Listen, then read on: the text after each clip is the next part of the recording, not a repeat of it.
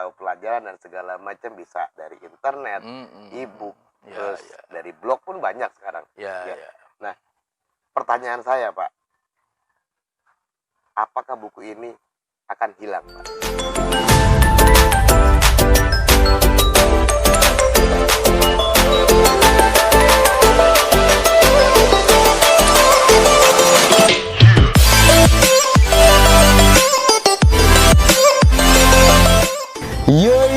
What's up yo, Adidawa Kacau Du Gusti. Jumpa lagi dengan saya Bayu Prakoso, Brand Manager Milenial di podcast Papi Bayu.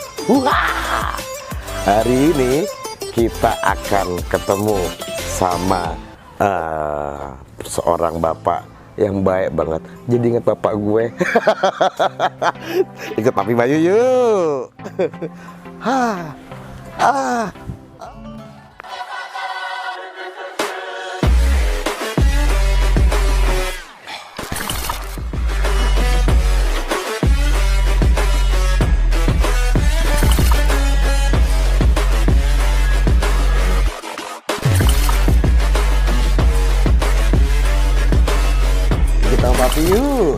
Pak Kristiono.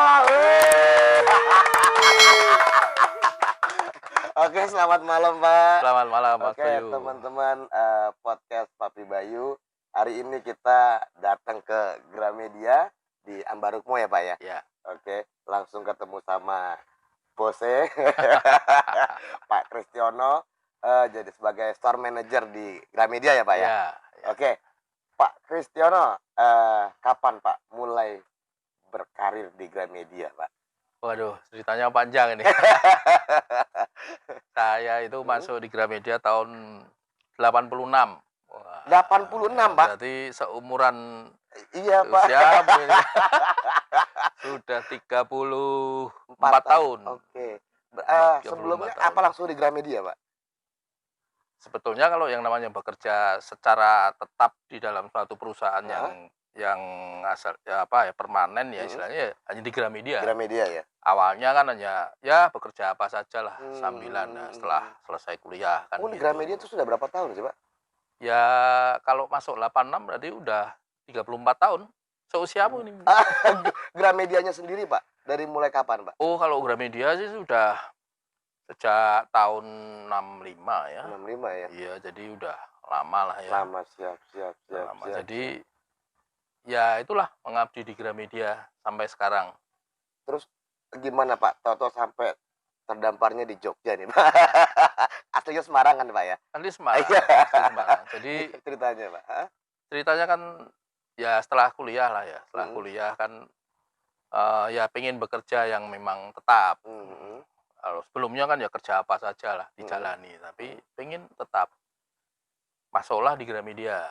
Waktu itu tahun 86 sebagai pramuniaga. Sebagai pramuniaga ya mulai dari bawah mengenal betul bagaimana yang namanya bisnis retail khususnya buku ya. Sebagai pramuniaga, setelah itu ya belajar, katakanlah kalau hanya jadi pramuniaga kok kayaknya harus perlu ditingkatkan lagi. Berarti benar-benar dari bawah ya Pak? Betul-betul dari bawah. Akhirnya bagaimana sih menjadi seorang sales, kan gitu. Jadi seorang sales. Akhirnya ya mungkin karena kebetulan karena saya mau belajar ya jadi sales, jadilah seorang sales kan gitu. Jadi seorang sales kayaknya kok nggak cukup kan gitu. Saya orang yang seneng untuk ingin tahu bagian-bagian lain. Belajarlah administrasi kan gitu. Ya akhirnya ngerangkeplah jadi sales, kalau sore bantu administrasi kan gitu. Mantap. Belajar lagi nih proses untuk buku itu bagaimana keluar dari gudang ke toko dan sebagainya. Belajarlah di gudang gitu. Walaupun posisinya tetap sebagai sales. Tapi belajar gudang. Belajar di gudang, belajar administrasi. Ya. Jadi saya menyiapkan diri untuk ingin tahu, belajar bagian-bagian yang lain.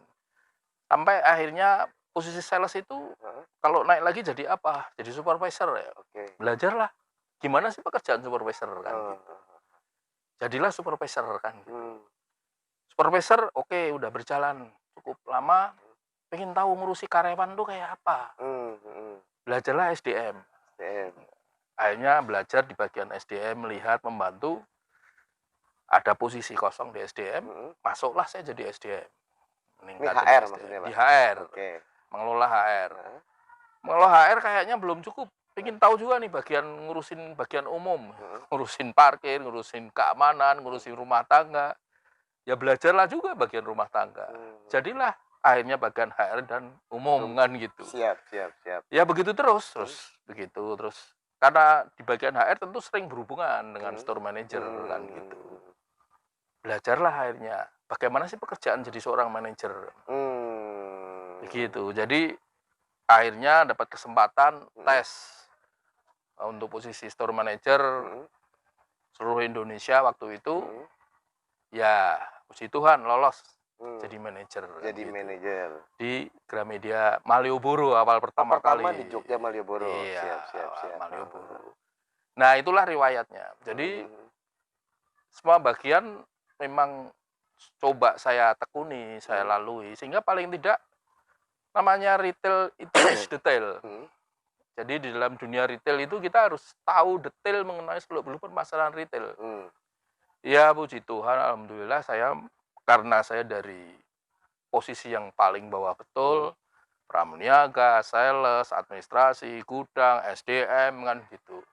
Umum, sampai pernah juga menjadi humas dan staf kepala toko kan gitu. Akhirnya ya saya paling tidak memahami lah ya. Semua bagian sehingga kalau mau bicara dengan sales ya saya tahu bahasa sales lah kan gitu. Kalau bicara dengan hubungannya HRD ya saya tahu baca kira-kira SDM itu ngelola seperti apa.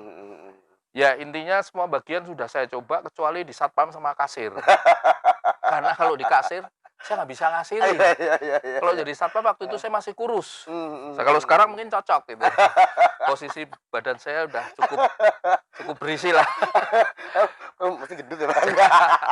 Jadi paling tidak cukup berisi lah. Agak serem gitu ya. Jadi tapi paling tidak saya juga tahu bagaimana bekerja dengan kerjasama dengan security, karena saya juga harus di bagian HRD dan umum saya harus ngurusin juga security kan gitu, harus ngurusin perparkiran dan sebagainya.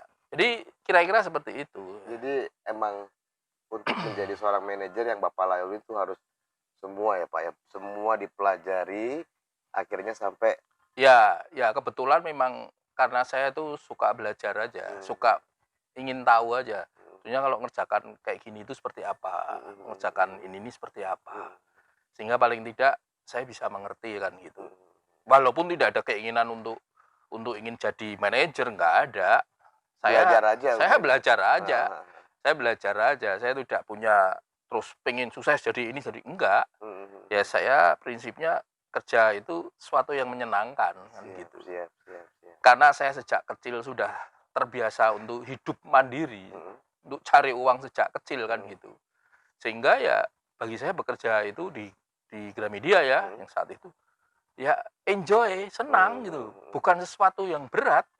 Karena perjalanan hidup yang berat sudah saya lalui gitu loh. Pada saat saya sejak kecil sampai saya kuliah, saya harus bekerja cari uang kan gitu.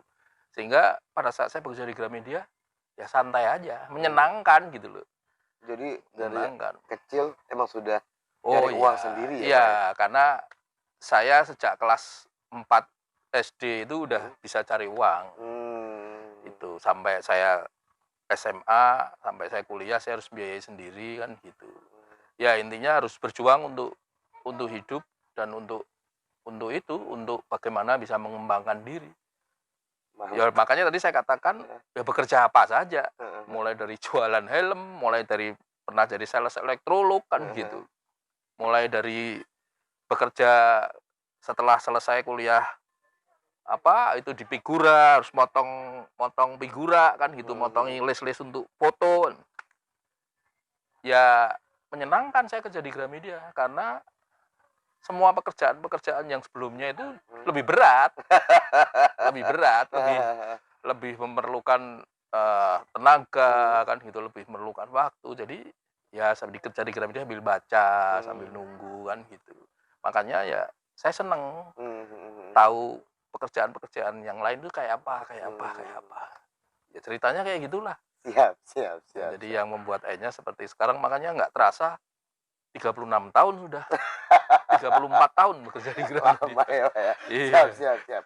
Oke, Pak, ini kan kita masuk ke dari Maret lah ya, Pak, ya. Itu sudah Ya, masuk ya. ada yang namanya kejadian dunia lah, Ya, corona ya, pandemi Pak, ya. pandemi. Nah, otomatis kan pasti juga Gramedia kan pasti adanya di mall Ya, atau enggak ya tempat-tempat pertokoan lah ya, Pak, ya. ya. Nah, apa yang dilakukan Gramedia, Pak? Sedangkan mall pasti sepi banget, Pak. Betul, betul. Terus gimana? Apa strategi yang dilakukan sama Gramedia di saat pandemi ini? Ya, satu hal, dalam kondisi apapun, saya sendiri ya secara pribadi maupun bagi perusahaan sendiri ya, jangan ada kata menyerah. Pada saat katakanlah mall sepi, orang tidak banyak yang berkunjung ke mall, bahkan tidak disarankan kan. Akhirnya saya kumpulin karyawan, ya kita harus keluar dari zona nyaman kita. Yang selama ini kita hanya menunggu saja, orang datang, kita harus aktif. Harus aktif bagaimana, kalau mau ketemu aja kan nggak bisa, kan gitu. Ya akhirnya saya bilang, oke, semua harus mulai berpikir untuk loncatan ke depan. Semua sekarang dunia digital. Semua sekarang serba medsos. Semua karyawan punya HP. Semua karyawan punya katakanlah grup-grup WA. Semua karyawan juga pasti punya media sosial, apakah Facebook atau IG. Ya itu yang kita mainkan. Semua karyawan harus statusnya di WA produk-produk yang memang itu ingin dipromosikan. Semua karyawan statusnya yang ada di Facebooknya ya produk-produk yang mau ditawarkan, program-program promosi, gitu. Jadi semua, jadi semuanya bergerak menawarkan gitu loh. Kadang-kadang mungkin karyawan terbentur, kalau dia anak kos kebetulan, loh saya orang kos. Saya teman-temannya ya orang-orang kos. Saya mau tawarkan ke anak kos, katakanlah apa masuk kan gitu. Saya bilang salah. Anak kos, temenmu kos itu kan punya orang tua, punya keluarga, punya saudara. Sasaranmu enggak temenmu itu, tapi orang tuanya temenmu itu, saudaranya temenmu itu, tetangganya temenmu itu. Itu bisa ditawarkan. Jadi jangan terpanjang hanya sekedar temenmu. Temenmu itu punya orang tua, temenmu itu punya saudara, temenmu itu punya tetangga. Dan Ya mungkin sampaikan saja. Kebutuhannya setiap orang juga beda-beda. Beda-beda. Kan bukunya juga macam-macam, Pak. Beda-beda, tidak hanya buku Cari yang aja. cocok sama mereka kan Betul, bisa. mungkin alat-alat tulis, mungkin katakanlah kebutuhan-kebutuhan olahraga, kebutuhan-kebutuhan kesehatan. Nah, kadang-kadang mindset kita sendiri hanya terbatas ada, teman kita kan gitu, saudara kita. Enggak, pasar kita itu luas. Teman kita itu punya saudara, punya tetangga, punya orang tua, mungkin punya kakek, punya nenek. Sampaikan aja, menawarkannya tidak hanya ke temannya, tapi tolong di-share ke teman, keluarga, saudara, siapapun yang membutuhkan. Kalimat itu penting. Tolong di-share, sampaikan, siapa tahu membutuhkan, mumpung ada program promo, ada diskon spesial, ke teman, keluarga, saudara, dan sebagainya. Jadi jangan terpanjang hanya satu orang atau beberapa orang, ya temannya aja. Nah ini yang perlu dilakukan. Karena pasar di luar itu luas. Jadi modelnya kasih di ini, ada yang pesan lewat WA, diantar. Langsung tindak lanjuti, antar katakanlah misalkan kalau dulu barangkali antar harus melalui katakanlah bisa melalui ojek online kan gitu. Antar kalau memang, karena kan memang toko nggak banyak yang masuk, ya karyawan digerakkan untuk mengantar di tempat-tempat yang memang ada batasannya, masih di dalam kota. Kalau perlu pulang kerja, ada di daerah yang mungkin ada yang pesan daerah yang satu jalur, bawa. Saya pun termasuk begitu. Saya pulang kerja, ada pesanan di daerah sekitar area saya lewat, saya antar. Kasih ya, Pak, ya. Iya, jadi semuanya harus bergerak. Ya, betul, untuk bisa eksis, untuk bisa bertahan. Tetap jangan menyerah. Jangan menyerah. Walaupun memang ya perlu effortnya lebih keras ya lebih keras. Jadi harus keluar dari zona nyaman yang selama ini sudah membelenggu kita. Bahwa yang namanya retail itu tidak harus menunggu. Bisa jemput bola. Jemput bola. Siap. jemput bola. Ya, itulah yang kita lakukan. Oke, Pak. Kang tadi Bapak juga cerita Bapak nulis ke blog ya, Pak ya? Ya, saya nulis. Ngeblog juga, menulis juga. Nah, kita sadari ya, Pak ya, yang perubahan dulu dari koran, Ya, ya Pak. ya. Terus sekarang semua orang untuk tahu berita, tahu informasi, tahu pelajaran dan segala macam bisa dari internet, e-book, terus dari blog pun banyak sekarang. Ya. Nah, pertanyaan saya, Pak, apakah buku ini akan hilang, Pak? Buku tidak akan hilang, karena buku jendela dunia. Ya. Sekarang orang semuanya bisa menggunakan lewat HP. Siap. Mau baca koran, mau baca berita lewat HP, mau baca kisah-kisah inspirasi. Saya nulis juga di blog. Kisah-kisah inspirasi, motivasi, bisa dibaca lewat HP. Tetapi sederhana saja pertanyaan saya. Kamu mau habisin baca buku ini pakai HP? Siapa yang sanggup? Iya. Jadi ada sudut pandang yang berbeda ya. Orang melihat seolah-olah dunia buku, perbukuan mungkin akan tergilas. Enggak. Yang tergilas itu adalah koran. Yang tergilas itu adalah majalah. Informasi-informasi yang sifatnya adalah sementara. Ya, informasi-informasi yang itu mungkin harian, mingguan, bulanan. Yang semuanya itu bisa dibaca lewat internet, lewat HP, lewat lambe turah. Iya. Mencari informasi apapun yang sifatnya memang itu untuk hiburan, untuk refreshing, itu bisa. Makanya ya kalau koran mungkin tergilas, ya majalah mungkin banyak yang akhirnya harus juga tidak terbit lagi. Itulah yang paling kena. Buku itu tidak akan terkena. Ada dampak, tetapi tidak seperti mungkin katakanlah majalah, koran dan sebagainya. Buku tetap akan dibutuhkan. Makanya pertanyaan saya tadi sederhana. Kalau Mas Bayu mau baca buku ini, mau habisin buku ini lewat HP, tahan. Bener. Ya kan? Tebal banget lagi. Iya. Berapa halaman? Iya, mata kita untuk membaca di HP ini mau kuat berapa lama? Iya, bener. Satu itu. Yang kedua, orang yang namanya baca itu kalau nggak nyentuh buku, itu nggak enak. Betul. Itu nggak enak, kan gitu. Jadi, buku itu tetap akan ada dan dibutuhkan. Siap. Tetapi yang namanya blog, itu melengkapi. Itu melengkapi. Barangkali sekarang lebih praktis lah ya. Nggak perlu pakai lagi, katakanlah harus bawa terlalu banyak. Tapi itu pun saya nggak yakin bahwa orang akan baca katakanlah di HP itu buku setebal begini itu sampai selesai. Saya nggak yakin itu. Kalau ada yang sudah pernah baca kayak gitu, ya saya mau diceritain. Butuh berapa lama. Iya, betul. Itu simpel aja. Ya. Ini buku nggak akan musnah. Buku nggak akan musnah. Nggak akan tergilas zaman. Iya, nggak akan walaupun tergilas. Perkembangan teknologi. Iya, pasti dibutuhkan. Siap. Lebih-lebih orang seusia saya mau membaca pakai ini ya sudah. Iya. Ya, itu. Jadi tetap akan. Siap. Yang namanya buku kata elektronik, buku pelajaran, itu sudah berapa tahun yang lalu sudah digalakkan, diadakan.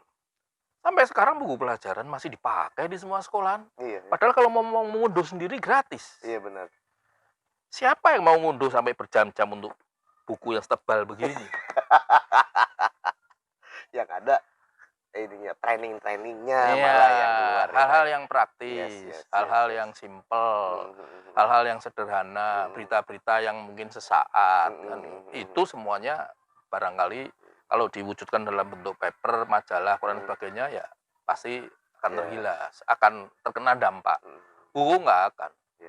Mulai dari anak-anak sampai orang tua tetap akan butuh buku. Siap. Lebih buku anak-anak, anak kecil, balita itu sekarang ada buku-buku PAUD itu.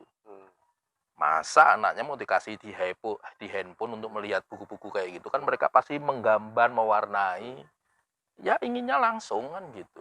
Oke Pak, dari secara penjualan, minat membaca orang Indonesia gimana Pak? Nah itu yang memprihatinkan. Ya Ya itu tugas kita semua, ya, termasuk tugas Gramedia. Jadi hanya barangkali 0, berapa persen lah gitu ya. Itu minat baca dibandingkan jumlah penduduk kan gitu. Ya memang masih sangat rendah. Nah makanya gerakan literasi itu tujuannya di situ. Gramedia mendorong adanya literasi-literasi, komunitas-komunitas baca, komunitas-komunitas buku ya. Ya. Kita sering adakan lomba-lomba kayak gitu untuk bagaimana di setiap daerah, mungkin di daerah-daerah tertentu ya, ada komunitas-komunitas buku. Ya, apakah pondok baca, taman baca, yang jenis-jenis itu paling tidak untuk mulai lagi untuk mengingatkan kembali pentingnya membaca itu kepada anak-anak kan gitu, dan banyak sekali komunitas-komunitas baca seperti itu dan Gramedia mensupport di situ, support ya, baik untuk pembelian secara khusus maupun support untuk produk-produk yang memang kalau kita rasa bisa membantu ya kita bantu. Sosial lah ya. Ya, untuk mengingatkan kembali bahwa buku itu tetap dibutuhkan. Buku itu jendela dunia. Kan gitu. Boleh Pak. Sekarang kita ke personal Bapak. Nah yang personal ini agak grogi ini. Ya Pak ya. 34 tahun loh Pak. Iya. Di Gramedia. Pasti kan ada hambatan, ada kegagalan. Yang paling Bapak berpengaruh terhadap hidup Bapak. Saya itu menyikapi hidup ini dengan apa ya? Dengan ya jalani hidup sesuai kondisi yang ada. Kadang kalau ada realita harus mengalami hambatan, kegagalan, ya jalani saja. Kalau gagal, ya jalani saja. Yang namanya kita mau berhasil itu pasti ada kegagalan. Nah mungkin orang berhasil itu kalau dia tidak pernah gagal. Saya tidak menganggap itu suatu kegagalan ya. Makanya saya tidak pernah merasa gagal. Jujur saya tidak pernah merasa gagal. Belajar. Tetapi kalau saya merasa ada masalah, ada problem, ada situasi yang berat, iya. Tapi itu tidak membuat diri saya merasa gagal. Karena dari proses-proses kesulitan masalah yang saya hadapi itulah saya bisa belajar banyak. Bagaimana saya bisa belajar mengatasi kesulitan itu, hambatan itu, mengevaluasi. Jadi saya tidak mengatakan saya tidak pernah gagal, tetapi saya merasa bahwa itu bukan kegagalan, tetapi proses untuk menuju keberhasilan yang tertunda. Tidak ya? Bukan kegagalan. Proses menuju keberhasilan yang tertunda. Dan gitu. Sehingga saya harus mengevaluasi lagi. Jadi bukan gagal. Kalau gagal itu seolah-olah kan, waduh, kok nggak bisa, kok nggak mampu kan, kok nggak mungkin kan gitu. Tapi itu proses keberhasilan yang tertunda saja bagi saya. Jadi bukan gagal. Makanya saya tidak pernah merasa gagal. Tapi mungkin tertunda lah. Kesuksesan, keberhasilan itu tertunda kan gitu. Sehingga saya harus perlu evaluasi diri, harus memperbaiki diri. Jadi beda istilahnya. Iya, itu menurut gagal. Saya. Ya. Jadi proses menuju keberhasilan yang tertunda. Siap. Oke Pak. Untuk sukses, ada harga yang harus dibayar. Ya. Seberapa besar yang sudah Pak Kris bayar atau korbankan? Jadi gini, tadi kan saya cerita ya. Saya itu belajar, saya berangkat dari bawah. Dan saya tidak pernah, jujur ya, sampai sekarang kalau saya boleh jujur ngomong, saya tidak pernah punya ambisi untuk saya harus menjadi orang yang sukses seperti ini, saya harus sukses seperti ini. Enggak, jujur saja. Tapi saya selalu berusaha untuk bagaimana saya memberi nilai di dalam hidup saya. Saya memberi nilai di dalam pekerjaan saya. Saya memberi nilai dari apa yang saya lakukan. Pada saat saya memberi sesuatu yang bernilai itu akhirnya saya dipilih, saya seolah-olah dianggap sukses, itu bonus. Contoh, bagaimana saya bekerja sebagai pramuniaga. Saya nggak ingin jadi pramuniaga aja. Saya pengen tahu bagaimana pekerjaan administrasi. Saya memberi nilai bahwa saya memang seorang pramuniaga, tapi saya bisa mengerjakan pekerjaan administrasi. Saya jadi administrasi, saya belajar bagi supervisor. Walaupun saya bukan supervisor, saya ingin tahu. Saya memberi nilai pada diri saya bahwa walaupun saya seorang pramuniaga, bisa administrasi, saya juga tahu pekerjaan supervisor. Saya memberi nilai pada diri saya sendiri untuk saya berbeda. bukan berbeda karena sesuatu hal yang negatif atau suatu hal yang saya punya nilai plus lah dibandingkan barangkali teman-teman yang lain kan gitu, karena saya mau belajar yang lain. Perkara katakanlah itu pimpinan melihat, barangkali itu sebagai bonus saya. Karena ada istilah begini, guru itu lebih baik mencari murid yang sudah siap daripada dia harus ngajarin. Kalau Mas Bayu jadi pimpinan, kira-kira kalau ada orang yang sudah siap untuk dipromosikan dibandingkan harus ngelatih dulu, kira-kira milih yang mana? Yang sudah siap. Iya, itulah. Makanya saya katakan, saya nggak mengejar itu harus sukses seperti ini, tapi saya memberi nilai dalam diri saya sendiri aja. Perkara itu dianggap sukses, yaitu bonus saja. Jadi saya ya kira-kira seperti itu ya. Jadi tidak mengukur suatu kesuksesan ini dari suatu pencapaian yang harus dicapai seperti ini. Ada sih tujuan untuk ke situ, ada, tapi bukan suatu ambisi yang berlebih yang harus saya capai. Enggak. Siap. Enggak, itu filosofinya. Intinya memantaskan diri lah Pak ya. Tepat. Ya itu. Siap. Tepat. Siap Pak. Oke Pak, selain kerja. Ya. Apa kegiatan di luar pekerjaan Pak? Sekarang saya asik nulis. Saya asik nulis. Ada blognya ya Pak ya? Ada. Saya punya blog yang namanya inspiringsize.com. inspiringsize.com. Ya. Jadi ya udah hampir 1,5 tahun lebih lah ini saya menulis. Karena awalnya saya menulis sebetulnya saya hanya terinspirasi dari ya tokoh-tokoh yang memang bisa dicontoh, bisa ditiru, saya tulis, saya ulas, saya kembangin lagi, barangkali itu bisa menjadi inspirasi untuk yang menulis kan gitu, untuk yang di blog atau web itu. Suatu ketika saya melihat ada laba-laba di rumah saya ya. Laba-laba itu saya lagi nyirami tanaman gitu. Saya iseng saja, saya semprot itu laba-laba itu, jaringnya itu sampai rusak. Beberapa waktu kemudian ternyata jaring itu dibuat lagi. Saya iseng lagi, saya semprot lagi, dibuat lagi. Suatu ketika akhirnya itu, setelah itu karena hujan, terus saya menepi, saya lihat setelah selesai hujan, itu hancur itu. Tapi luar biasa loh, nggak berapa lama kemudian, itu jaring laba-laba itu dibuat lagi. Saya tulis itu, semangat laba-laba. Bagaimana tempaan kuda, katakanlah tempaan hantaman yang begitu kuat menghancurkan sarangnya, menghancurkan apa yang sudah dia buat. Dia bangun lagi loh. Itu semangat laba-laba. Bagaimana dengan kita? Berapa kali kita mengalami seperti tadi dikatakan kegagalan, kehancuran. Kadang-kadang kita udah lokro. Saya tulis itu. Saya bisa melihat semut, saya bisa menulis. Saya katakanlah bertemu dengan kemarin saya ketemu dengan ibu-ibu, saya jalan-jalan di sawah yang menanam padi. Hidup dengan katakanlah sehari dikasih 25.000. Saya ngobrol, saya berbincang. Saya tidak belajar dari orang yang pandai, saya belajar dari orang yang sederhana. Dengan yang hanya menerima gaji katakanlah sehari 25.000.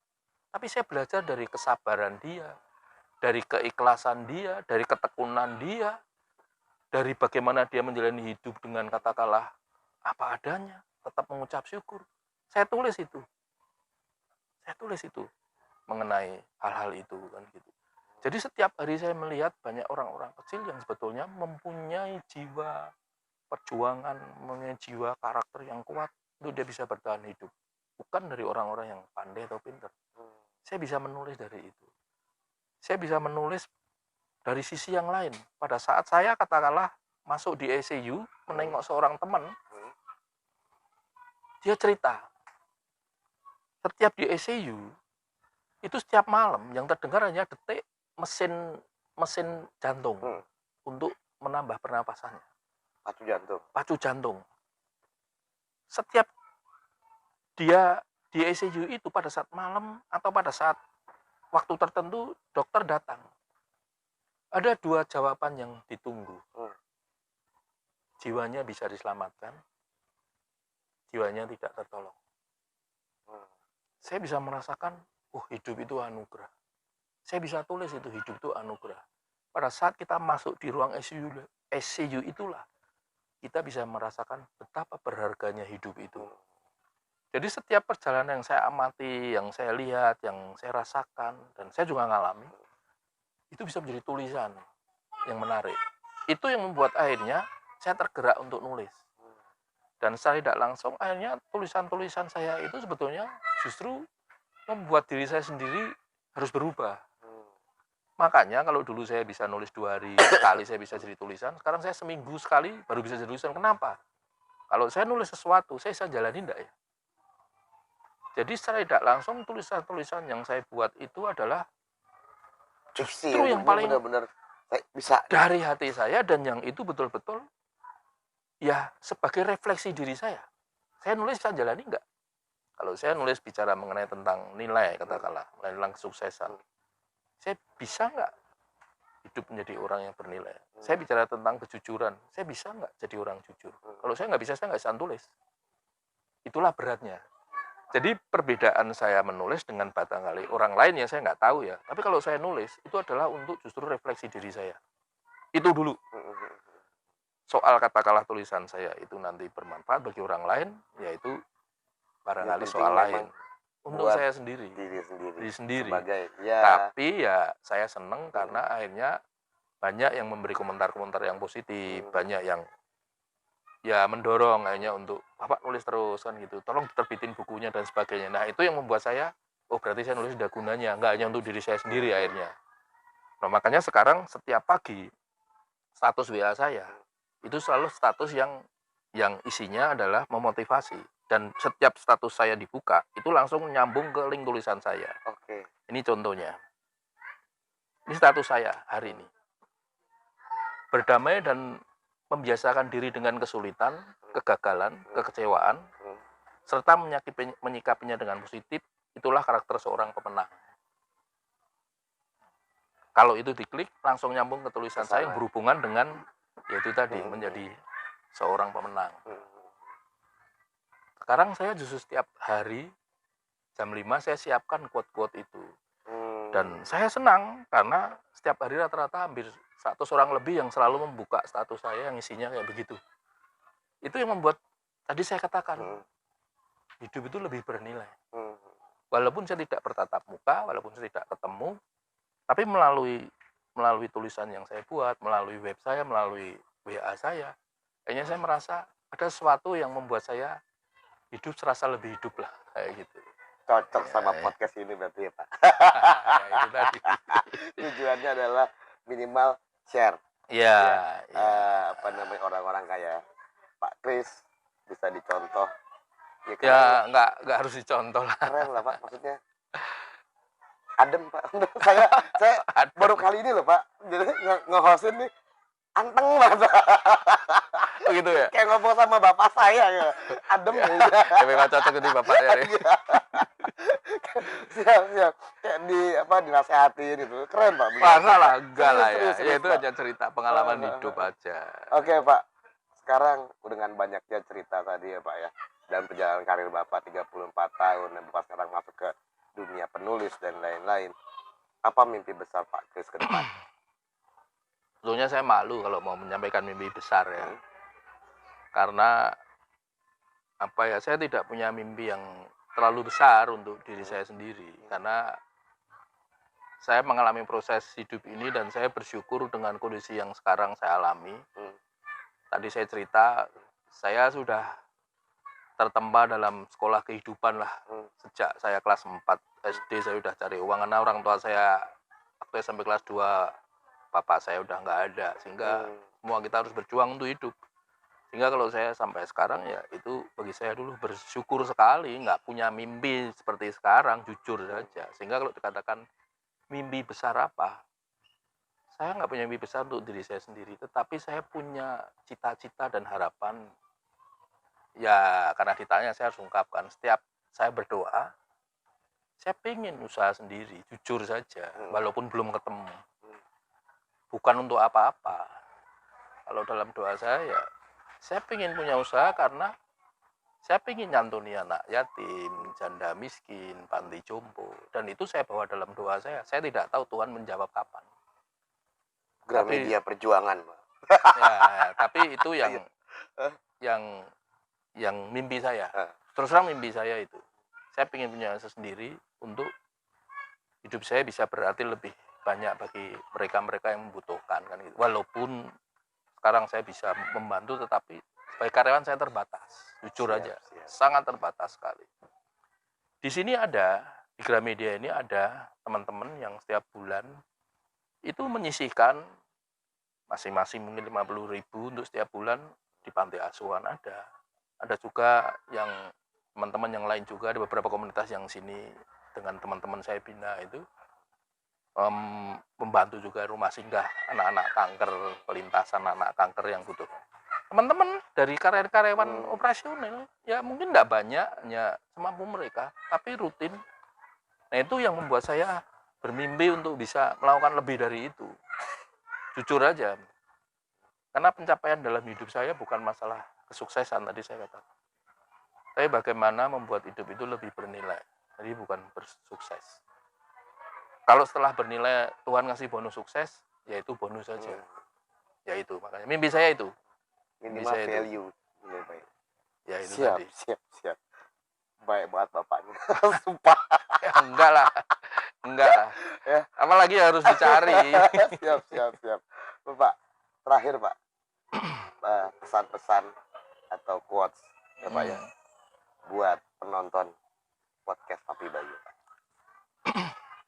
Barusan tadi waktu saya nunggu Mas Bayu, saya sempatkan nulis.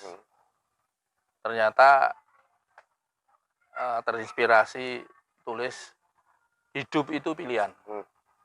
Hidup itu pilihan. Kita bisa memilih menjadi orang baik dan orang yang tidak baik. Kita bisa memilih menjadi orang yang baik, tetapi bisa juga menjadi yang tidak baik. Jadi kadang baik, kadang tidak. Tapi kalau saya sendiri berusaha untuk memilih menjadi orang baik dan benar. Berusaha, walaupun perlu proses. Ya pesannya itu aja, jadilah orang baik dan benar.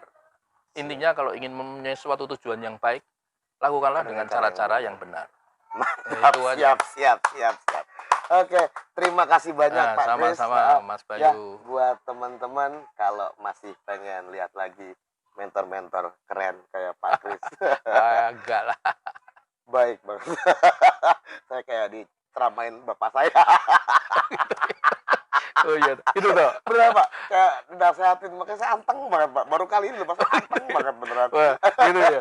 Kangen kali ya Bapak Pak. Iya. Oke, jangan lupa klik tombol subscribe di sini ya Pak ya. Terus bunyiin loncengnya, lenteng gitu.